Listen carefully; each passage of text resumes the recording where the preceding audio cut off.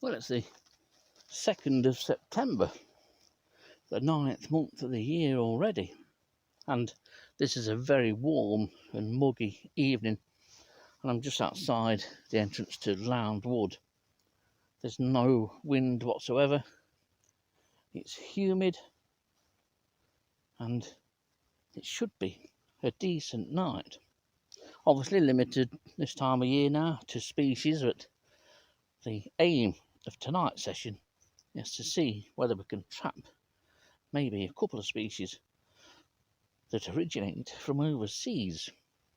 There's still a number of migrant moths that are roaming around the country and turning up at people's traps. Let's hope that another few come in here. Before, this has been a great place to trap for migrants. Let's hope it's the same tonight.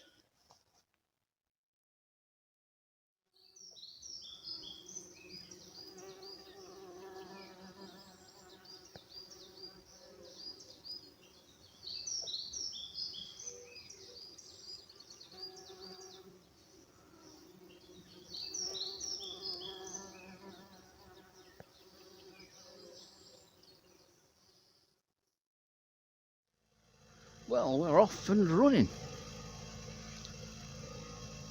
This may well be a decent night.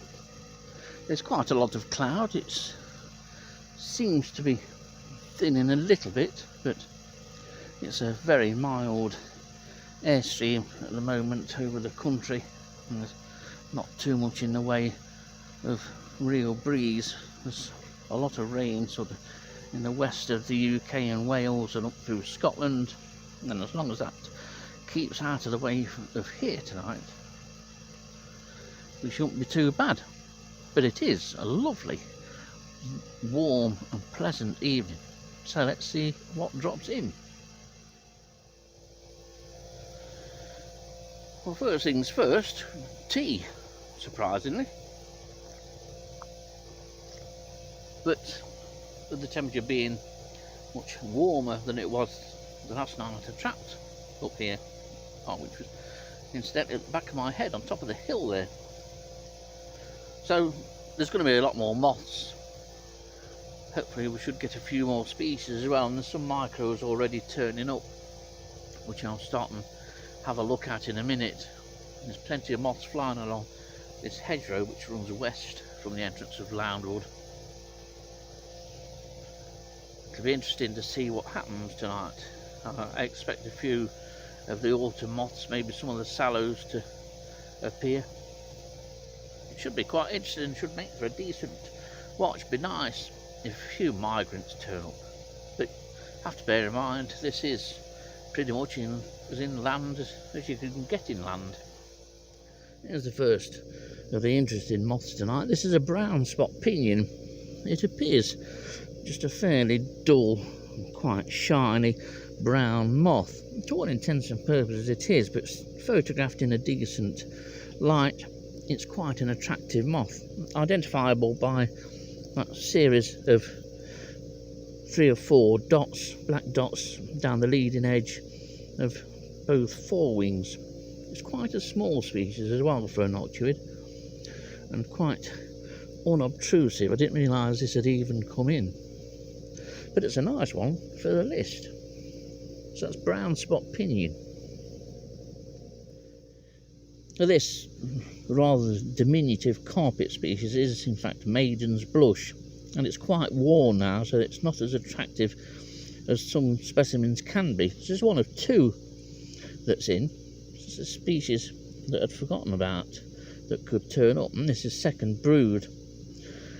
When very fresh, some specimens can be beautifully marked. I'll drop the customary picture in here, but this is a nice species, and one of those moths that has the most perfect name, maiden's blush, and it gets that from that sort of blushing or rosiness that you can just make out on the forewings.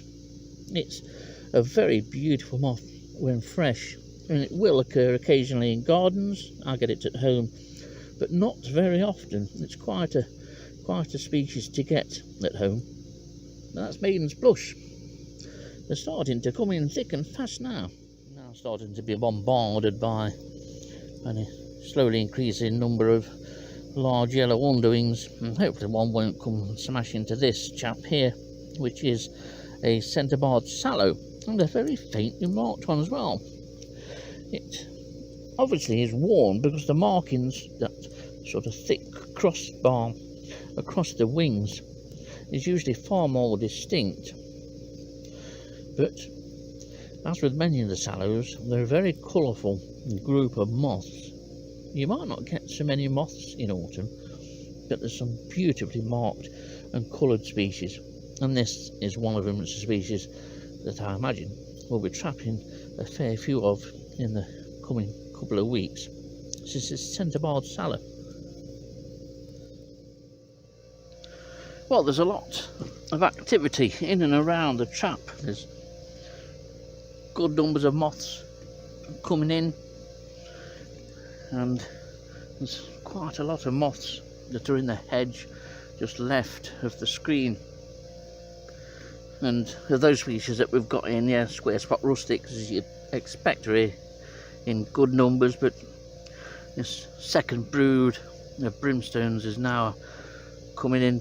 I've got at least 7 in the smoky wainscot species like that, common wainscot, 1 or 2 of the underwings, including broad bordered yellow underwing, which is a stonking moth. There's 2 of those in. It's the first ones this year, but there's also a lot of water veneer just starting to appear this last sort of quarter of an hour. It's a most unlike moth that you could wish to see, really. It looks very much more caddisfly like than moth like.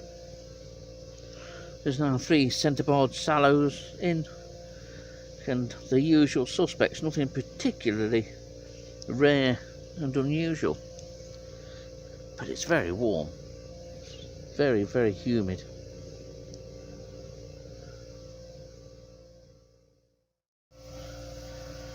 Oh, it's got a few spots of rain that's just suddenly appeared. I don't think it's going to come to anything. There's no sign of any heavy low cloud.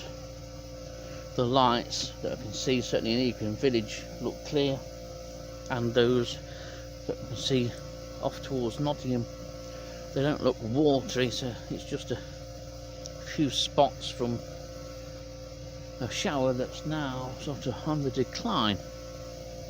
But as you can see, there's plenty of moth activity, lots of moths coming in, nothing terrifically exciting yet, but this is a night of promise.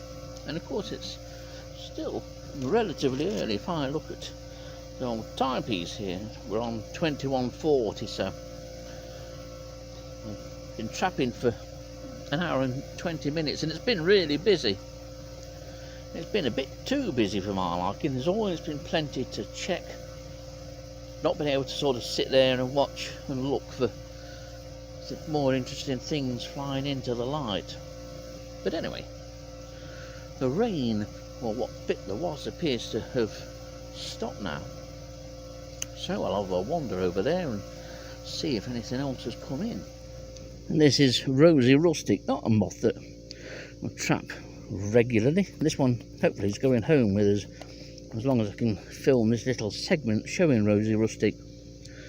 It's fairly regular at Eakin, one of those sort of autumn moths that turns up, and some specimens can be slightly better marked than others, but it is surprisingly attractive moth when photographed in decent light.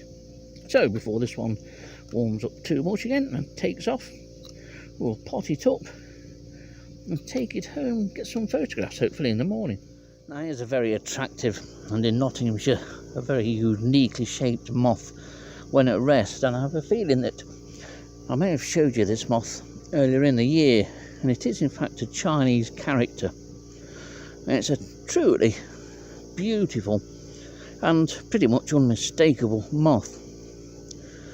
When at rest, it always rests with the wings in a V-shaped or a tent sort of position over its back, but from seeing side on, these uniquely shaped wings and the markings a distinctive. It's a beautiful species. It's not a large species, maybe 15 mil from head to the back end of the wings as we look at them now. There's slight differences, if I remember right, between males and females, but it's a very attractive species. I do like the Chinese character, and they often give you that sort of heart-stopping moment when they first land on the sheet or turn up at the light, because with their wings open as they're fluttering around, they look like something more exciting than when you realise it's just a Chinese character. But when I say just a Chinese character, it really is an attractive little moth.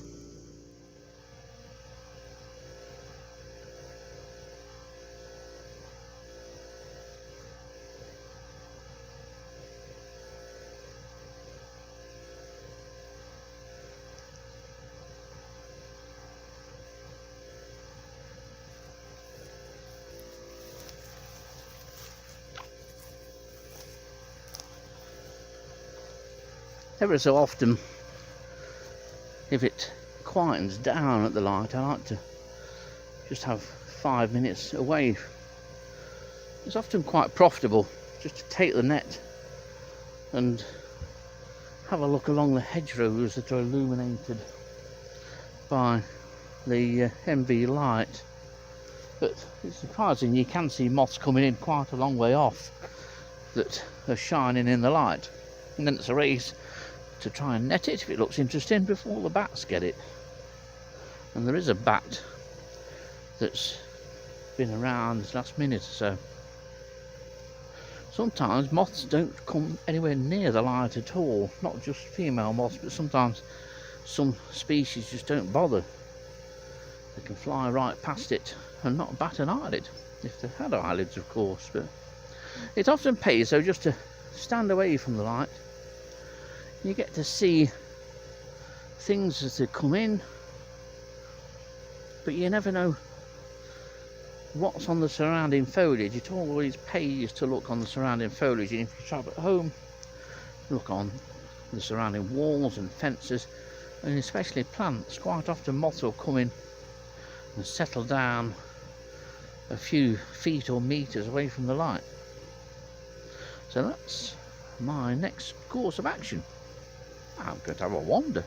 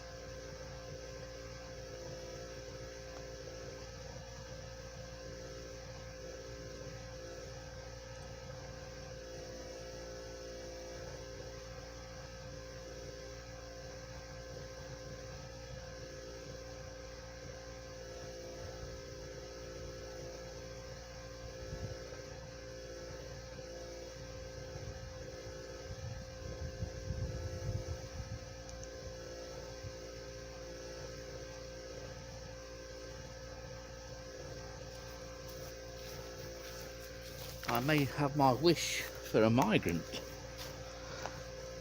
Just as I was walking around the back there was a moth fluttering around on the sheet. It settled briefly, and the shape of the wings immediately suggested pyralid. I have potted it up, and I think it's Loxostege sticticalis, if memory serves me right. I might have pronounced that name so. It's referred to the oracle time.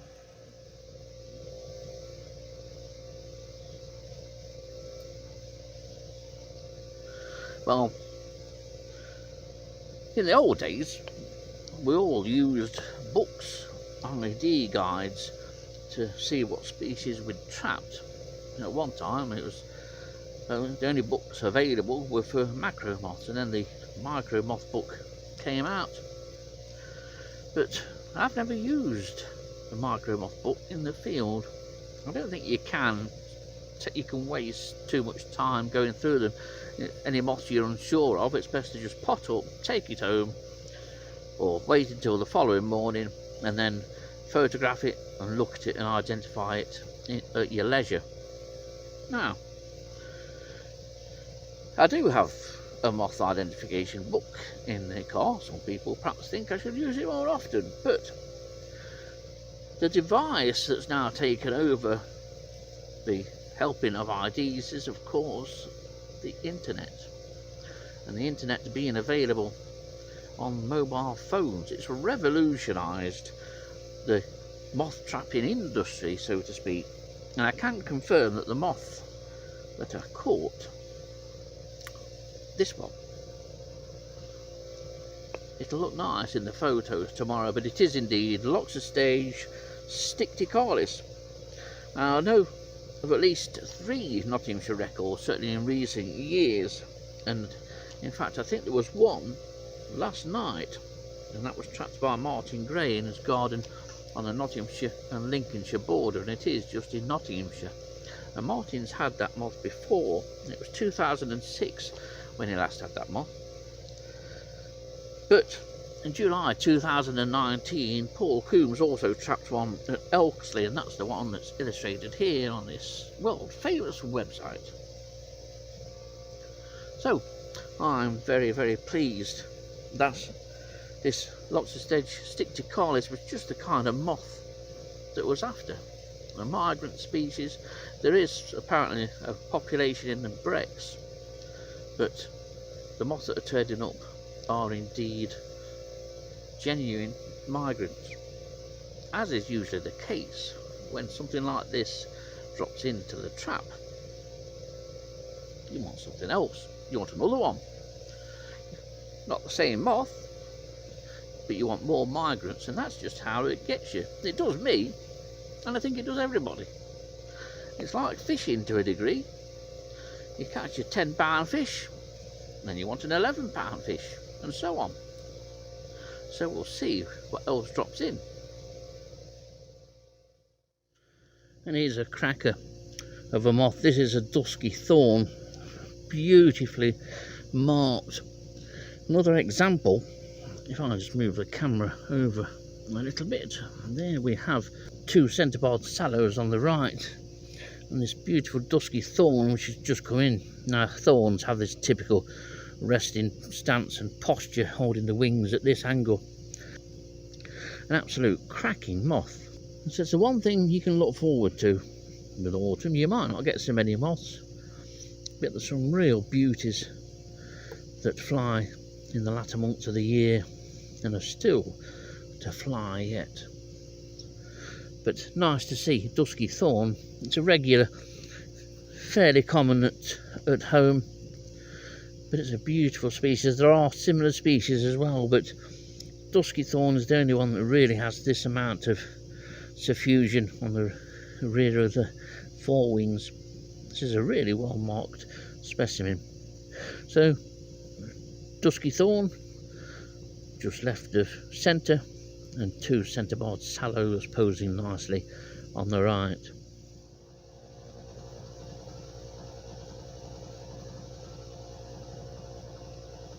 Well, I'm just trying to have a few minutes again. So one disadvantage, I suppose, trapping on your own, you have to do everything. But it's been really busy, and in a lot of ways it's good to be really busy, but sometimes I'd just like to sit here and just look for stuff flying in. If I look this way now, I'm looking over Eakring village down the side, the western side of Lound Wood, and moths can get funneled up.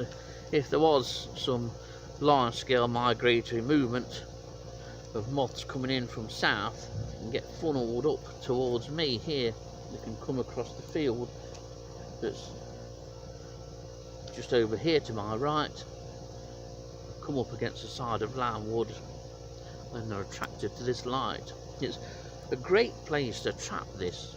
As I say, a lot of species are funneled into this particular area, and of course the hedge that runs at the back of me. But now it's settled down a bit. There's moths still coming in, but at a slower rate. But now I can start and look for those more interesting species as they start to approach the light, and that's what I really like. I like to trap and be with the trap. I can't leave the trap unattended at home because of cats. Leave it for 5 minutes, and sometimes the moggy from next door or nearby can be entertaining itself with your catch.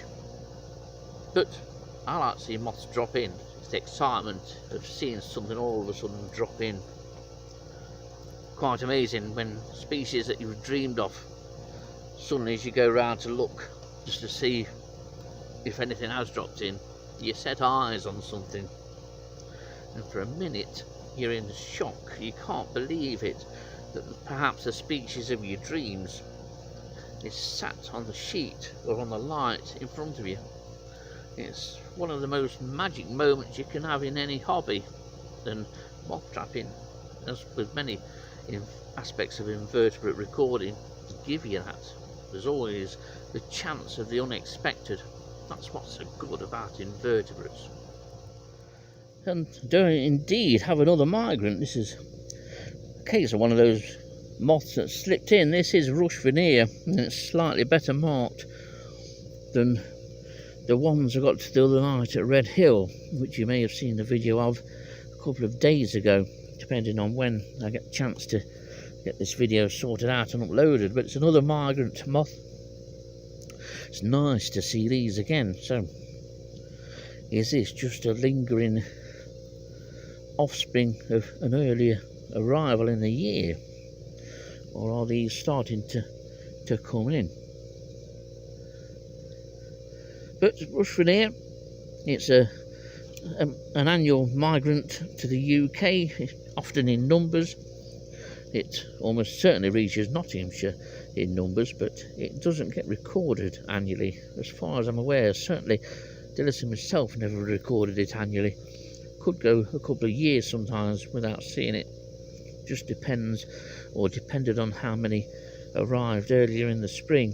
The species you could often pull up from heather on Budby South Forest and similar sites in the Sherwood Forest area. But it's another migrant, and a welcome one.